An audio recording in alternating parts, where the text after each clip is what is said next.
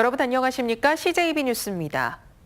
제천시가 100억 원 가까운 예산을 투입하고 있는 왕암동 폐기물 매립장을 개인이 낙찰받는 황당한 일이 벌어졌습니다. 제천시는 구상권을 청구하기로 하는 등 낙찰자가 포기하도록 압박에 나섰습니다. 이태형 기자입니다. 에어돔이 붕괴되고 침출수가 유출되면서 국가재난 위험시설로 분류된 제천 왕암동 폐기물 매립장. 6년간의 방치 끝에 지난해 안정화 사업이 시작됐습니다. 올해에만 92억 원의 예산이 이곳 매립장 안정화 사업에 투입될 예정입니다.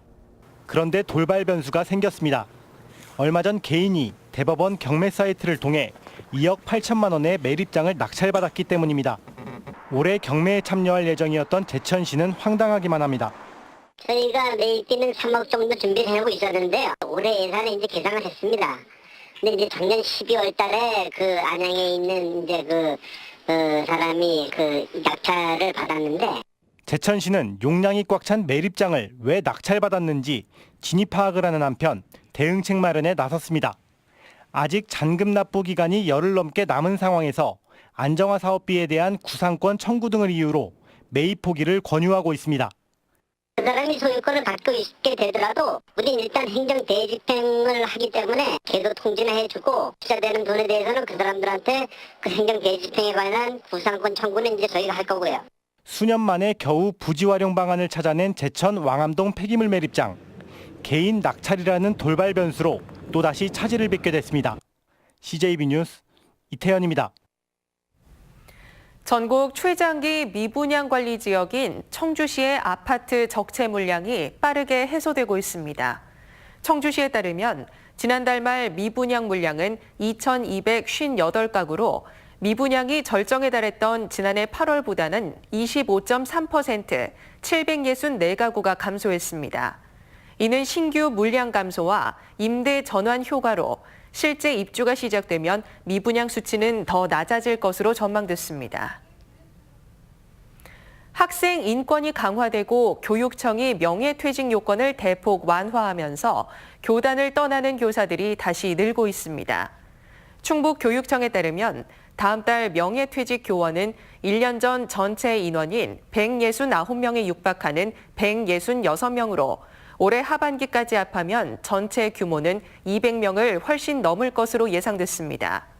교원 명예퇴직은 연금법이 개정된 지난 2014년 정점을 찍은 뒤 감소세를 보이다 지난해부터 다시 증가세로 돌아섰습니다.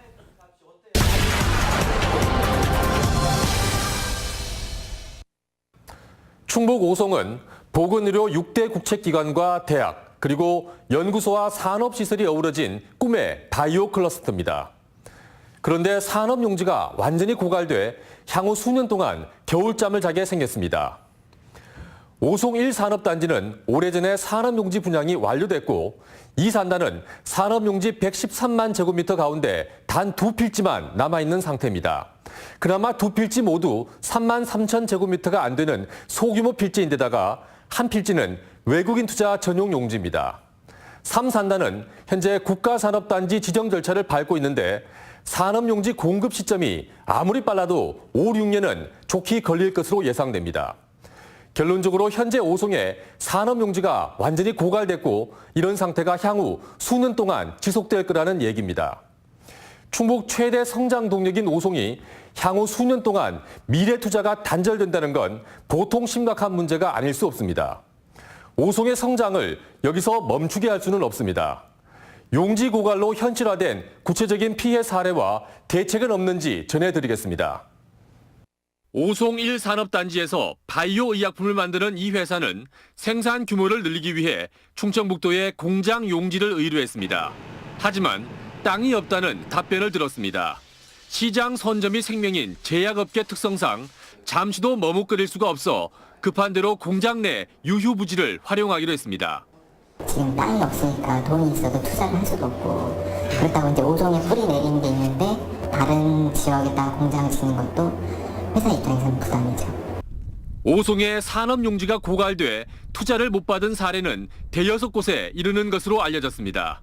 대안은 진천의 K푸드밸리 조성 사업을 참고할 필요가 있습니다. 진천군이 지분 20%를 투자한 K푸드밸리는 지난 2016년 1월 사업 시행법인이 설립된 후 10달 만에 단지 조성공사에 들어갔고 1년 반 만에 CJ제일제당이 공장을 착공했습니다. 오송 인근에 일반 산업단지를 서둘러 조성한다면 투자 공백을 메울 수 있을 뿐 아니라 오송의 외연을 확장하는 효과까지 거둘 수 있습니다. 일반 산단을 좀 만들자. 꼭 이제 오송 지금 강내 강외 이제 다 따지는데 강외 쪽은 지금 꽉 차 있단 말이죠. 이제 국가산단까지 들어오면. 그래서 우리가 강내 쪽도 한번 좀 체크를 하고 있어요. 인천 송도 등과 바이오 거점에 국내 패권을 다투는 오송이 중도에 낙우하지 않도록 충청북도와 청주시가 각각의 역할을 분명히 해야 할 것입니다.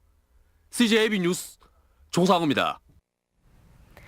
충청북도가 올해 말까지 미세먼지나 오존 등 대기오염물질 농도를 측정하는 대기 측정망을 청주와 단양에 각각 한 곳, 충주에 2곳을 추가로 설치합니다. 현재 도내 11개 시군에는 18대의 대기 측정망이 설치돼 있으며 도는 2022년까지 6대를 더 설치할 계획입니다. 도내 일부 소방서가 119 구급차에 필수 의약품을 비치하지 않거나 물품이나 공사를 수의 계약해오다 충청북도 감사에 적발됐습니다. 도에 따르면 충주 소방서는 119 구급차에 폐기해야 할 페니라민 앰플을 싣고 다녔고 단양 소방서는 비마약성 진통제를 비치하지 않고 운행한 것으로 드러났습니다. 또 진천과 옥천 소방서는 2천만 원 이상의 의류나 공사를 수의 계약하고 판매 허가가 나지 않은 훈련용 연막탄을 구매한 것으로 나타났습니다. 충북지방경찰청이 전국 최초로 운영한 긴급 차량 우선 교통신호 제어 시스템이 효과를 보고 있습니다. 충북경찰에 따르면 지난해 시스템 도입 이후 도내 소방차와 구급차의 평균 도착 시간은 4분 27초와 4분 57초로 각각 55.4%와 59.5% 단축됐고 사고 건수도 5건으로 37% 감소했습니다. 긴급 차량 우선 교통신호 제어 시스템은 경찰관 수동 조작 대신 신호기를 교통정보센터에서 원격 제어하는 방식입니다. 끝으로 날씨입니다. 오늘 충북지방은 충주와 제천, 음성, 괴산에 한파특보가 발효된 가운데 맑은 날씨를 보였습니다. 내일은 대체로 맑다가 오후부터 구름 많아지겠고 중남부 지역에서는 밤부터 새벽 사이 산발적으로 눈이 날리는 곳이 있겠습니다. 내일 아침 최저 기온은 영하 12도에서 영하 7도, 낮 최고 기온은 2도에서 4도의 분포로 오늘과 비슷하겠습니다. 열 하루째 건조주의보가 발효 중입니다. 산불 등 화재에 유의하시기 바랍니다. 일요일 저녁 CJB 뉴스를 마칩니다. 함께해 주신 여러분 고맙습니다.